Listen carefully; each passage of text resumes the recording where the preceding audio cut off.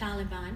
The group had become increasingly violent, had begun blowing up girls' schools, and in January 2009, when I was a sophomore, declared an all-out ban on female education in the Swat Valley.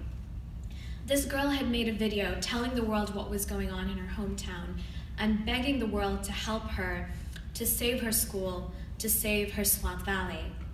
I was haunted by this video. This girl lived less than 300 miles from where I grew up.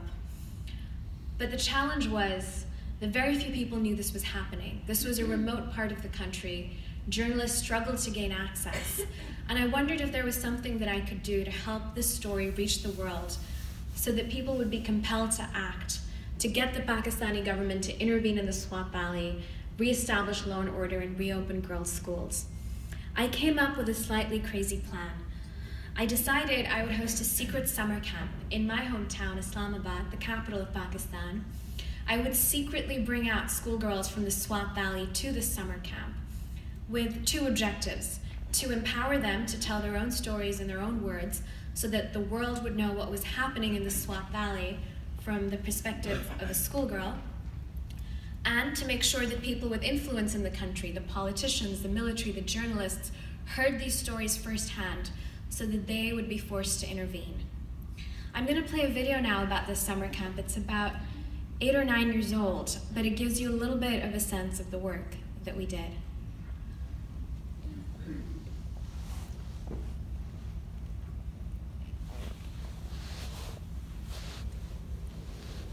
It's a war that separates extremists from more moderate forces, clashing in the most beautiful part of Pakistan, the Swat Valley. The Taliban had intimidated the population, including young girls, forbidding them from going to school. These 26 girls are living witnesses to the central battle within Islam today. They're in Islamabad, part of a program that takes them out of their homes in the Swat Valley. Helping them, a group of university students of Pakistani background who've returned home from abroad with a simple goal: teach the children the importance of education.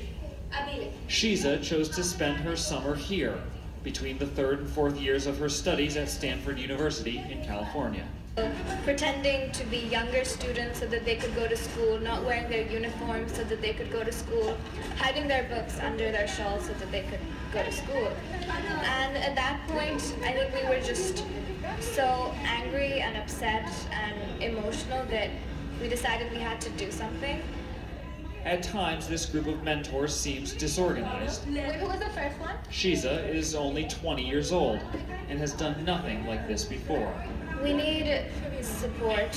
We need, unfortunately, more organization, more of the bureaucratic nitty-gritty that you don't want to do, but you have to, because we are young, and that does come with the burden of not being as easily trusted and not being seen as capable. The idea is simple enough: confidence-building measures, critical thinking lessons, all framed in the context of religious values the children have heard before, but this time from a different point of view. It's still dangerous. The girls cannot talk about Taliban harassment because while the government is confident the Taliban was flushed out of the region, the ideology of Sharia law may still linger, and these girls will have to return to their homes in the Swat Valley. So, we talk about childhood dreams. So I want to become a president and to rule this country in a good way. You want to become president to prove to people that a woman can become president? Yeah. And you've decided this. How old again are you? 12. I don't think I believe you. Okay, I'm just 35. Idealistic, but have seen enough to make them grow up quickly. Cal Perry, CNN, Islamabad.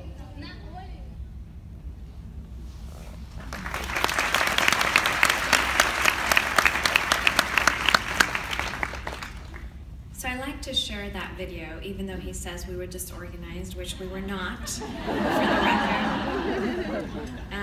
record. For a couple of reasons. One is, the journalist says in the video, we cannot talk about the Taliban, so we talk about childhood dreams. And he says that because the condition under which he was given brief access to that summer camp was that he wouldn't ask the girls to talk about the Taliban on camera. And I did that because I knew that if they spoke out on camera, they would be at risk. And several years later, I was glad that I made that decision and had protected them while they were with me. The other reason is the little girl who says on camera that she wants to be president. I don't know if you recognized her, but that was Malala when she was 12 years old, 3 years before she was shot by the Taliban and propelled onto the world stage in unfortunate but powerful circumstances, and 6 years before she won the Nobel Peace Prize. That was also the same girl who had made that video that I watched that first inspired me to make this summer camp happen. Now, I knew right after that summer camp that the work we had done had been impactful. The military intervened in the Swat Valley around that same time.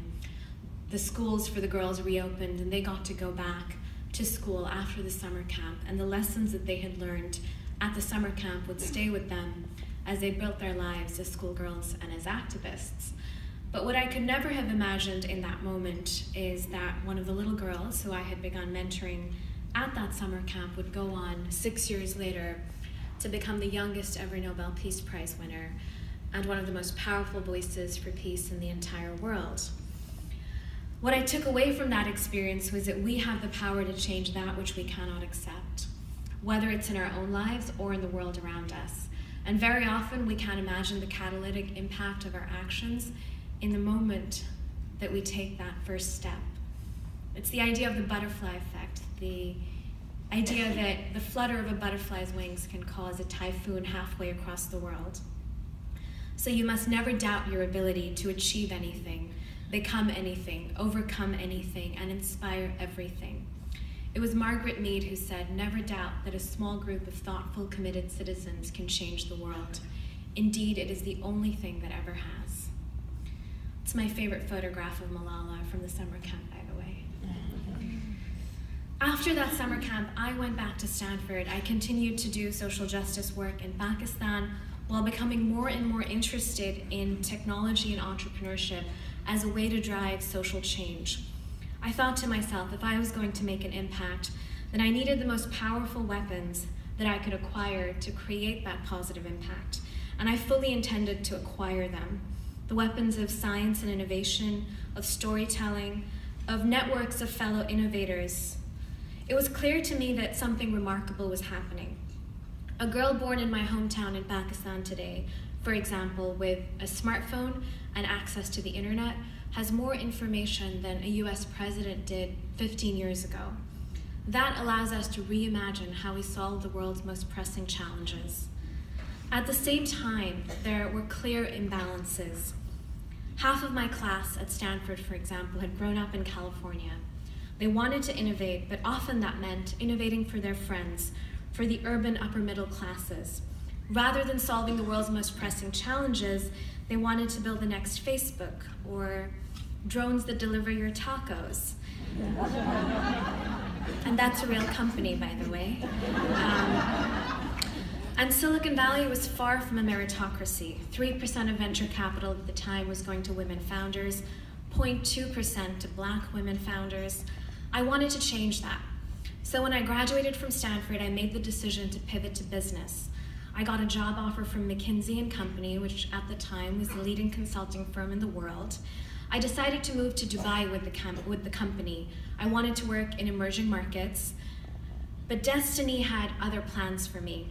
I was just a year into the job when I got a text message that made my heart stop. The text message said, "Malala has been shot."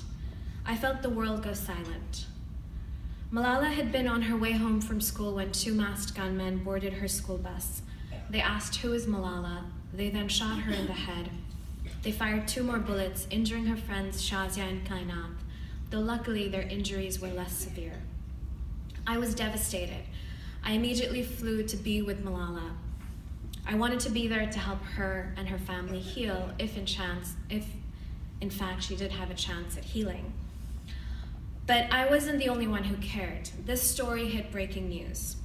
And everywhere in the world, people were outraged that in the 21st century, a girl could be shot in the head simply for wanting to go to school.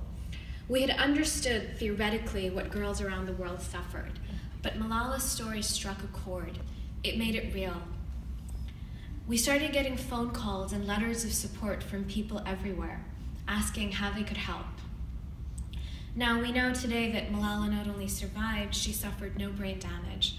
It is the greatest miracle that I have ever witnessed. Once Malala was feeling healthier, I went to her and said, Malala, people are calling me and saying they want to help you. What should I tell them to do? She looked at me then and said, I want to do what we started doing in Pakistan at that summer camp and otherwise, but I want to do it around the world. I want to help girls around the world get an education. She looked at me again and said, you should tell everyone I'm fine, but they should help the other girls. It was then that I realized that what Malala had been through, this horrific act, could be so much more than a tragedy, a day in the news cycle that shocked us but was soon forgotten.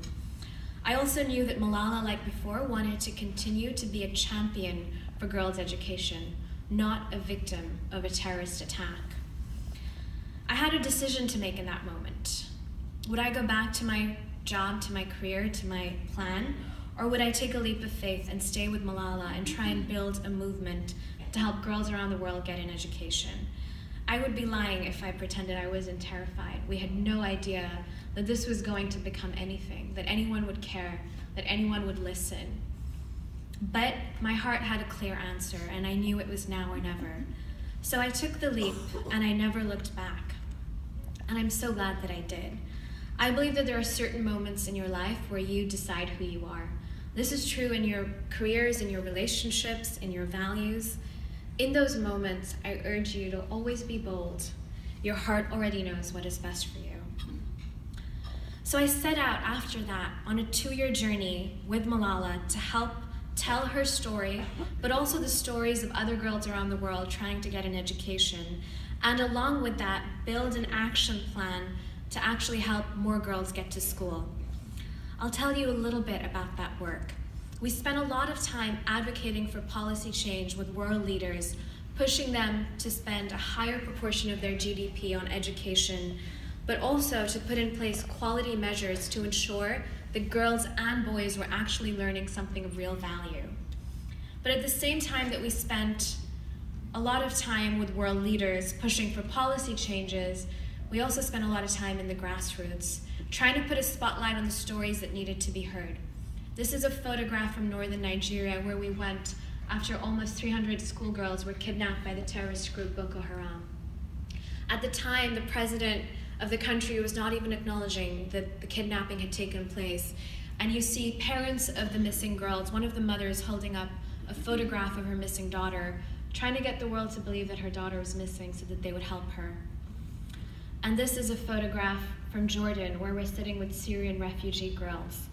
We know today that we have the highest number of refugees since World War II. And on average, refugees are displaced for 17 years. That's the entire length of childhood, and we simply don't have an adequate response to refugee education. An entire generation is being lost. All of the girls in that photograph lit candles and prayed that they could live in peace, go home, and get an education. And that photograph reminds me that it's a marathon, not a sprint, because I have a very similar photograph of Malala and her friends when they came to my summer camp several years earlier, and they all lit candles and prayed that they could go home, live in peace, and get an education. And then we tried to tell this story in a way that would inspire all people to get involved. I'm going to play now a trailer from the film